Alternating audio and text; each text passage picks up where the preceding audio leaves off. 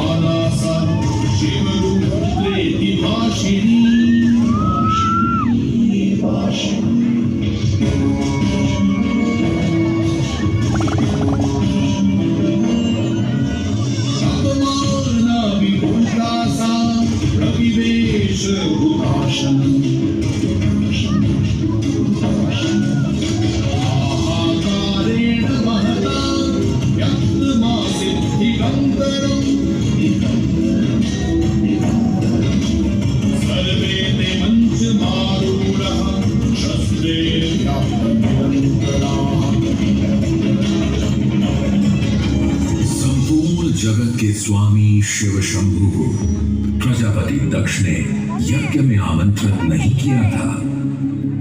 जब अतिथियों के समक्ष अपने दामाद शिव की निंदा की एवं अपनी पुत्री का तिरस्कार किया, देवी सती यह अपमान सह न पाई और क्रोधित हो उन्होंने अग्नि कुंड में कूदकर अपने देह को त्याग दिया।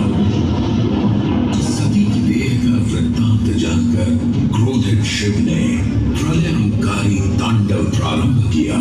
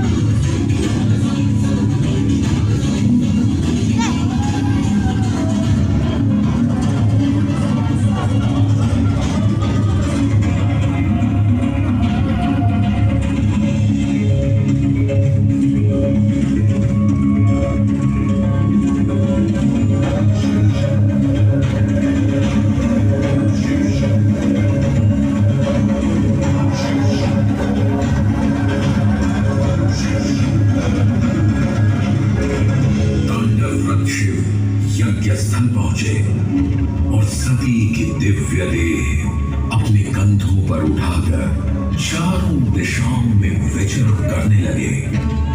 यह देख श्री विष्णु ने अपने सुदर्शन चक्र से सती की दिव्य देह को 52 भागों में छिन्न कर दिया। धरती पर जिन 52 जगहों पर देवी सती के अंग कटकर गिरे, वे सभी स्थान शक्तिपीठ बन गए। आप लोग आज जहां बैठे हैं, यहां से लगभग 30 किलोमीटर दूर तारा तारिणी शक्तिपीठ है। इस तीर्थ को भारत के 4 प्रमुख प्राचीन शक्तिपीठों में से एक माना जाता है। इसके अलावा ओडिशा में 2 और शक्तिपीठ भी हैं। जाजपुर में स्थापित बिरजा शक्तिपीठ, जहां आज भी देवी दुर्गा को मां बिरजा के रूप में पूजा जाता है, तो वहीं दूसरी ओर भगवान जगन्नाथ के मंदिर परिसर में शक्तिपीठ के रूप में मां विमला मंदिर मौजूद है। चाहे देवी सती की दिव्य देह शक्तिपीठ बनकर पृथ्वी पर समा गई हो, लेकिन शिव को शक्ति से कौन अलग कर सकता है। मान्यता है कि देवी सती ने राजा हिमवान और मैनावती की पुत्री बन पार्वती के रूप में दोबारा जन्म लिया और एक बार फिर भगवान शिव से विवाह किया।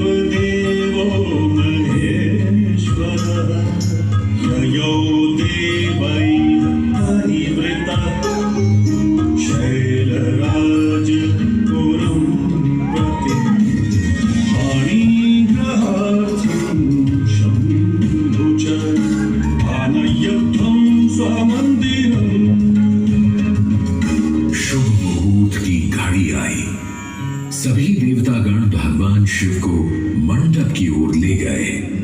सभी देवतागण के साथ उनकी अर्धांगिनियां भी वहां उपस्थित थी।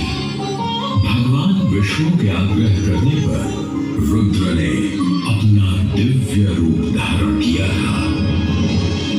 चारों ओर देवताओं से घिरे हुए देवों के देव महादेव सभी आभूषणों से सुसज्जित थे।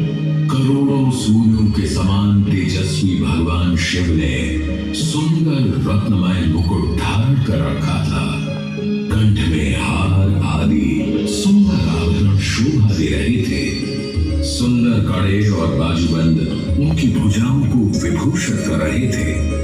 अग्नि के समान निर्मल एवं अनुपम, अत्यंत सूक्ष्म, मनोहर एवं बहुमूल्य युगल वस्त्र से उनकी बड़ी शोभा हो रही थी। ऐसे मनोहर, सुंदर, गुणवान जमाता को अपने समक्ष देख हिमवान और मैनावती अपनी पुत्री के लिए अत्यंत श्रेष्ठ गंधर्व उनका यशगान करने लगे और अप्सराएं नृत्य करने लगी।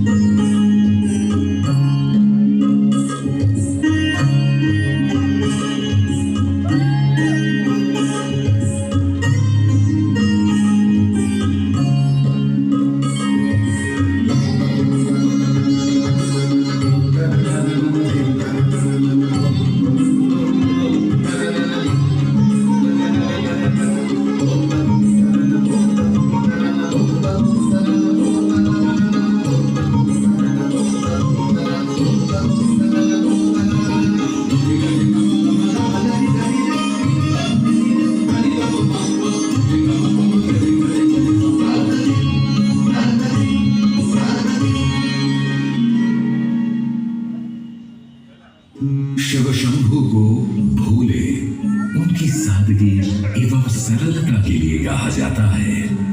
उनके लिए सभी भक्त एक समान है, फिर चाहे वे देवता हों या राक्षस। जहां रावण ने घोर तपस्या कर भगवान शिव से अनेक वरदान प्राप्त किए, तो वहीं उसी अहंकारी रावण का सर्वनाश करने हेतु श्री राम की आराधना को भी शिव ने स्वीकार किया। श्री राम ने शिव की पूजा अर्चना हेतु अनेक स्थानों पर शिवलिंग की स्थापना की, जिनमें से एक प्रमुख ज्योतिर्लिंग रामेश्वरम में स्थापित है। शिव की कृपा से इस ज्योतिर्लिंग का नाम श्री राम के ही नाम से शुरू होता है। रामेश्वरम हो या रामलिंगेश्वर, इनमें श्री राम और देवाधिदेव महादेव दोनों का वास होता है। यह रामलिंगेश्वर उद्यान शायद उसी कड़ी का एक हिस्सा है।